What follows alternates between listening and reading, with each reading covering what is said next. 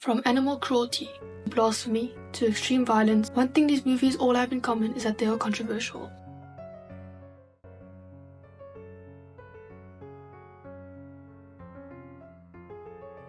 Welcome guys, today I will be doing a part 2 of my previous video of the most controversial movies. This was actually requested by a commenter on the last video, so I'll pop that one up on the screen right now. Thank you for the idea, and I really did enjoy researching this one. But yeah, if you're new here, please consider subscribing and liking the video if you enjoy. But anyways, let's get right into it. The Holy Mountain is a Mexican surreal film starring Alejandro Jodorowsky. The thief goes to an alchemist who turns the thief's feces into gold. The thief gains another 7 people on his journey to Lotus Island to gain immortality on a holy mountain. Before filming, Jodorowsky and his wife spent a week sleepless, taking a Japanese Zen master's advice. The actors in the Holy Mountain were on magic mushrooms during the shooting of the Death Rebirth scene. So why is this controversial? The use of animal cruelty in this film is real, not effects. Like for example, the live frogs were blown up, sheep and goats actually die, and dead animals are skinned in the movie. Maybe this movie could be considered controversial because of Christian imagery as well. This movie is not banned in any country.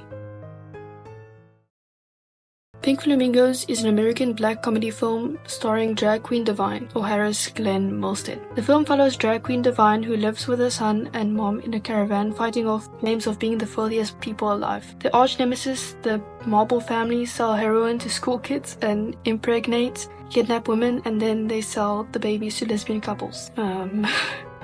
Very random. His family then challenges Divine and battle commences. There's a lot more, but will be here all day. So this might be the most controversial movie I have covered. This movie actually contains a lot of messed up stuff.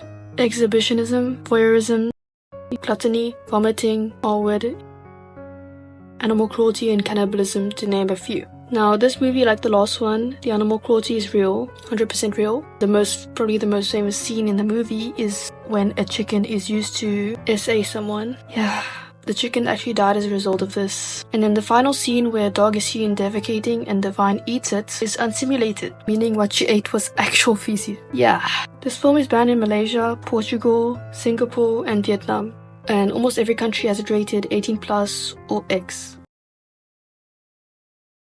Cruising is a crime thriller film starring Alfredo Pacino. The film is about a serial who targets gay men at bars and throws their body parts in a river. An officer is assigned to solve the of these men. The officer baits the killer and stabs him, incapacitating him. A year before the film's release, gay protesters rallied against the production of the film by pointing mirrors from rooftops to ruin lighting for scenes and playing loud music as examples. The director felt that this movie was not anti-gay. Gay activists found the movie to have a homophobic political message. Here in this paragraph we see a bit of an argument from gay activists. The second major criticism of the film at its release came from gay activists who felt that the film had a homophobic political message and that it portrayed gay men as being attracted to violence, which could in turn justify homophobic hate crimes. Which honestly, I think is a very valid point. I guess it then builds the stereotype on a certain group of people. The movie is banned in Iran. Life of Brian is a British comedy film starring Monty Python, which is a comedy group. Brian, a young man born one stable down from Jesus on the same night, attempts to hide from Romans, and while doing so, ends up relaying Jesus' teachings, which ends up making a crowd believe that he is the Messiah. The movie had 5 deleted scenes lasting 13 minutes in total, one of which was named Otto, being the most controversial of the bunch. It features Otto with a thin mustache, speaking in a German accent and hiding.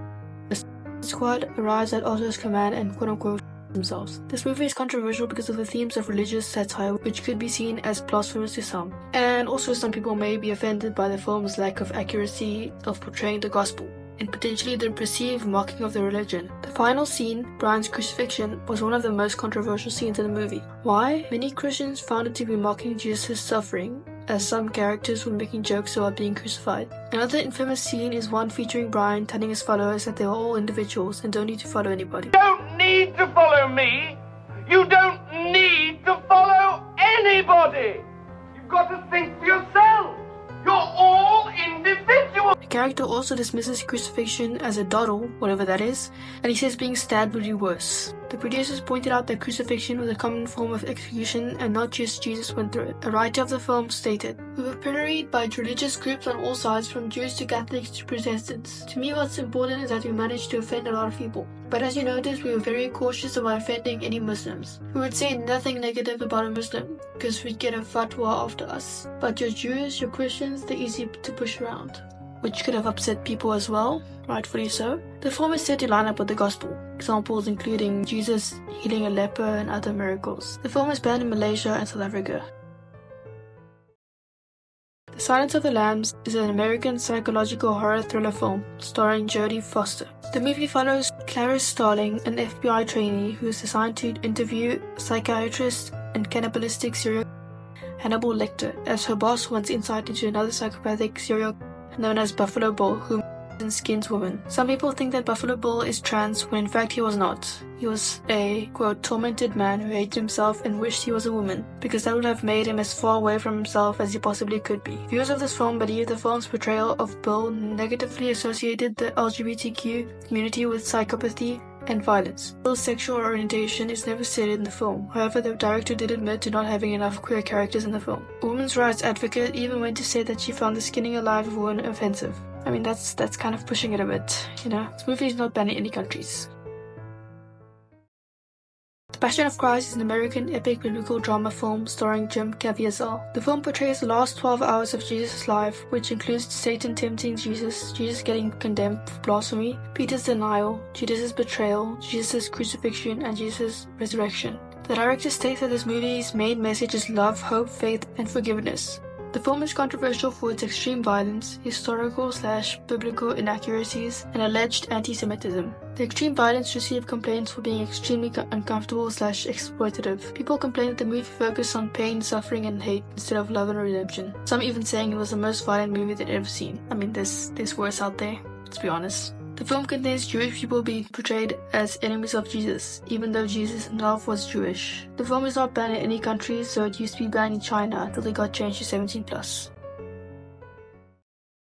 Faces of Death is an American Mondo horror film starring Michael Carr. In the movie, the viewer is exposed to gruesome deaths caught on camera. No real human actually dies in the movie, however actual dead bodies are seen. The film is around 60% real footage, bought from news stations and medical researchers, and graphic war footage, etc. 40% of the movie is not real and simply either reenactments or special effects. Some scenes include corpses in morgues, footage from the cannibalism, animal deaths, etc.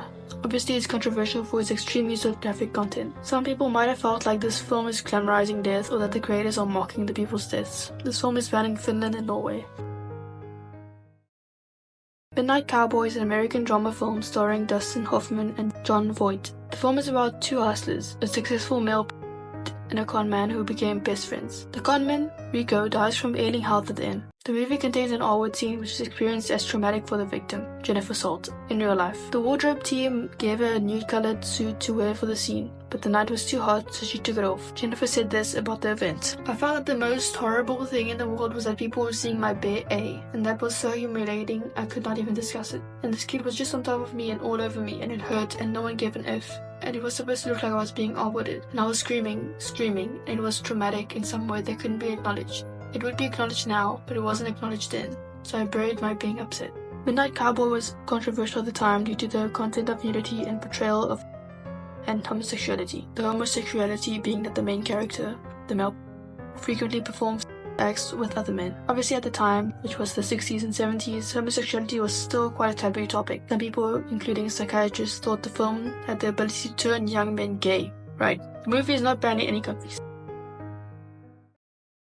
Song of the South is an American live-action/animated musical drama film starring James Baskett. The movie follows a 7-year-old boy, Johnny, who is visiting his grandma's plantation where he meets Uncle Remus. Uncle Remus is an elderly plantation worker who tells Johnny traditional African folklore stories featuring Brother Rabbit, Brother Fox, and Brother Bear. Some people believe this film to be racist as it portrayed a black person working in plantation fields. The film was in a way glorifying plantation life. In fact, plantations were places where black people were. R-worded, and forced to work. A Reddit user used a very well-written analogy to explain this concept. Can you imagine if Disneyland Paris had a fun water flume ride where lovable animals coveted and played at Auschwitz? Anything glorifying these settings has no place in the most magical place on earth. The main character, James Basket, or Uncle Remus, could not even attend the film's premiere, as Atlanta, where the premiere took place, was at the time racially segregated. However, Disney stated that all African American characters in the movie are no longer slaves, and the movie was taking place after the American Civil War. The movie is not banned in any countries. The Brown Bunny is an American erotic and drama film starring Vincent Gallo and Chloe Sevigny. Sorry if I butchered that. The film follows a motorcycle racer, Bud Clay, who is haunted by memories of his previous lover, Daisy Lemon. Bud meets 3 other women, namely Violet, Lily, and Rose. But they don't compare to Daisy in Bud's mind. Bud meets Daisy at a house, and they talk before Daisy performs oral on him. Daisy has flashbacks of being awarded at a party with Bud not intervening. Bud then wakes up and realizes his visit with Daisy was just his imagination, and Bud is reminded after the party when Daisy died prior to the R-word by choking on her vomit. Bud then drives his truck to California, alone again and still not with what he needs. The scene in the movie was unsimulated, meaning that it was not faked. Chloe Sevigny, the woman who performed the oral on Vincent Gallo, said, "It was tough, the toughest thing I've ever done. But Vincent was very sensitized to my needs, very gentle, and we'd been intimate in the past." In 2018, Vincent Gallo explained the film's themes in the following open letter. The Brown Bunny was an attempt at maintaining illusions and simultaneously presenting a heightened and enhanced version of reality, while hoping to result in new forms of insight into pathological behavior. I was also interested in a character that, even doing could not let his mind go blank and fill up with it. Instead, while having he's rapidly thinking and his thoughts have a range of emotions far away from pleasure. The strange behavior juxtaposed against graphic real is disturbing. The common purpose of is to enhance pleasure or fantasy. I chose to use imagery common in but place these images in an emotional context, which included intense guilt, anger, regret, anguish, and confusion. In this context, it is difficult for the images to enhance pleasure or fantasy. Instead, the graphic images work better to enhance the discomfort of intimacy. Many of the film's viewers wondered if Sevigny had been pressured into performing his act on Gallo. Sevigny defended the scene, saying, "It's a shame people write so many things that when they haven't seen it. You see the film, it makes more sense. It's an art film. It should be playing in museums. It's like an Andy Warhol movie." However, in a 2011 interview, Sevigny talks about the scene once again, which says, "What's happened with that is all very complicated. There are a lot of emotions. Probably have to go to therapy at some point, but I love Vincent. The film is tragic and beautiful, and I'm proud of it and my performance. I'm sad that people think one way of the movie, but what can you do? I've done many explicit scenes, but I'm not that interested in doing anymore. I'm more self-aware now and wouldn't be able to be as free, so why even do it? The movie is not banned in any countries."